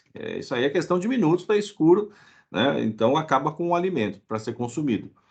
E o cogumelo não tem casca. E ele também tem uma aparência de não ser selvagem, né? Parece que ele é mais ali elitizado até. E aqueles conservantes, eles servem realmente para prolongar a vida útil. Então, para mim, é suficiente para enquadrá-los como beneficiamento. Agora, você fala assim, depende necessariamente... qualquer alimento que você cortasse, qualquer alimento, e ele não altera a estrutura física nem química. O corte, para mim, não é processo de fabricação. Cortou o talo do cogumelo e ficou bonitinho para consumo, né? Para levar. Normalmente, isso aqui me parece para fazer você vê, eu vou me emocionando e esqueço do que a gente come no dia a dia. Como é que é? Esqueci. Eu esqueci. É um prato que vai carne ou frango e vai o cogumelo. Qual que eu esqueci? Estrogonofe. Estrogonofe. Não faz parte do meu cardápio diário, por isso que fugiu a mente aqui. Então, assim, para você ver, faz parte, é basicamente esse tipo de cogumelo. Então, ele precisa ser conservado. Eu não acredito que ele seria vendido no estado de natureza. Você pega os outros cogumelos aí, é uma planta feiosa, né? Dá em árvore, né? É um negócio meio estranho. Esse daí não, esse daí é mais selecionado. Por isso que eu acho que se enquadra nesse depende necessariamente. Doutor Silvio, Fica à posso vontade. me atrever novamente? Bom, aqui nós estamos para discutir, não estamos para... Doutor Walter, as folhas 673 dos autos, que é a decisão de primeira instância, existe uma foto do mesmo cogumelo, exatamente o mesmo produto. Vamos desconsiderar a foto que tem a marca ali, para a gente não entrar em outras questões, mas a bandejinha de trás consta o mesmo cogumelo sendo vendido. Qual que é a folha, doutor? Desculpa, perdão. Perdão, 673. Essa é a decisão de primeira instância.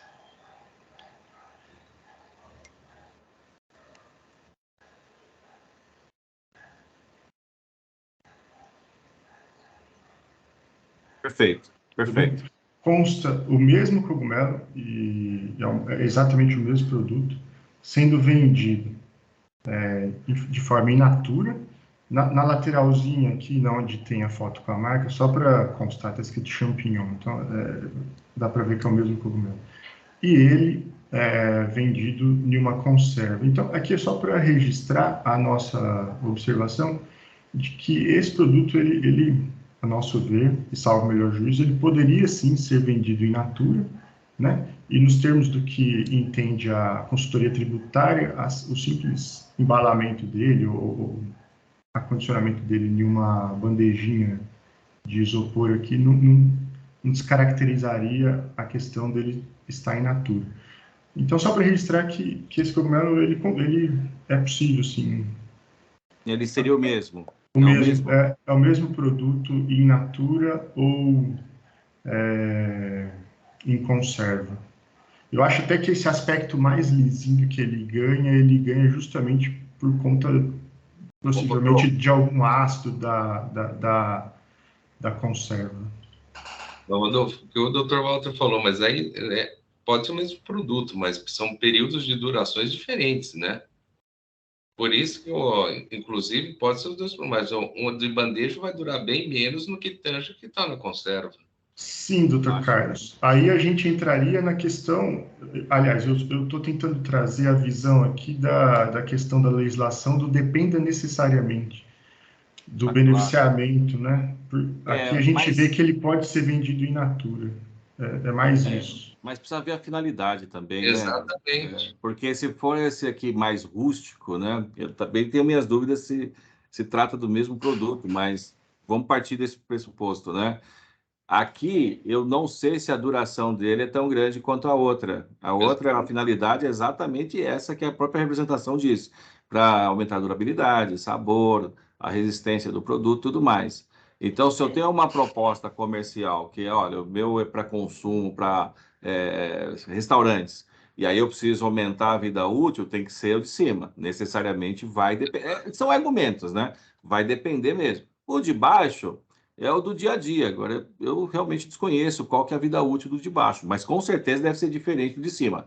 Aí nós estaríamos forçando o contribuinte a falar o seguinte, ó, só admito a venda até 5 dias, porque aí não precisa de conservante. O outro de cima pode ficar meses, talvez.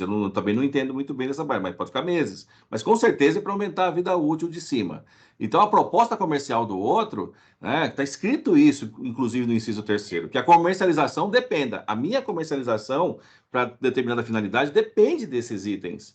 Então, é uma questão de encaixe mesmo da legislação. Eu acredito que eu vou manter meu voto do jeito que está e também concordo com as considerações do Dr. Rodolfo, porque realmente elas são pertinentes para debates, né? O Dr. Silvio também apresentou uma questão muito contundente. Olha, é um conservante provisório. Isso, para mim, já ajuda na questão seguinte: não é um processo de fabricação aí, é um beneficiamento para a finalidade dessa comercialização. Tá bom, presidente? Obrigado. Obrigado, Dr. Rodolfo, também. Obrigado pelas considerações. Dr. Rodney não estava presente à primeira sessão, mas pode ficar tranquilo que a primeira sessão não foi tanto debatida quanto a de hoje, tá? Então, dá para formar bem a opinião.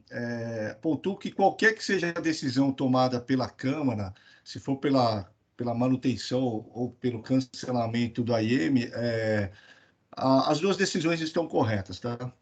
A meu ver, né? Por quê? Porque a minha decisão é pela literalidade, pelo artigo 111 do RICMES, mas aquilo que o Dr. Walter falou realmente é verdade.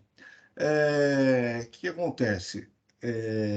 Se você levar em consideração a metodologia comercial, você pode ter certeza que não teria a quantidade de estrogonofe que a gente tem aqui hoje. Por quê? Porque não tem como você colher o produto e rapidamente colocar ele no mercado, entendeu? Então, se você... eu acho que nem o produto nacional, nem o mercado nacional, a produção nacional, ela supre a demanda. Por isso que vem importado, entendeu? Então, é uma questão assim que o Dr. Walter, ele disse bem, entendeu? O Dr. Walter, o Dr. Carlos fizeram as intervenções aí corretas. Se a gente for levar em consideração isso daí, também a gente acaba olhando e falando, olha, é necessário sim, é necessário.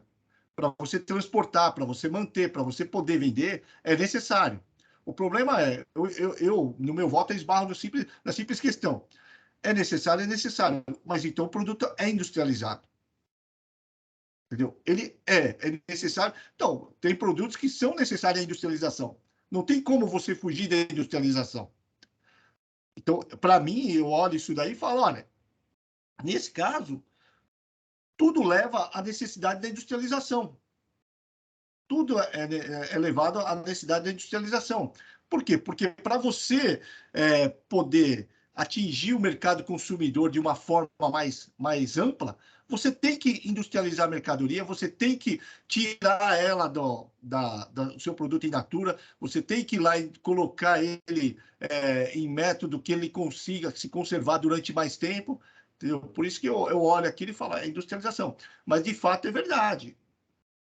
Tem produtos, como o Rodolfo trouxe, que falou, necessariamente você precisa ter uma alteração para poder comercializar. Você não pode comer aquilo sem uma alteração.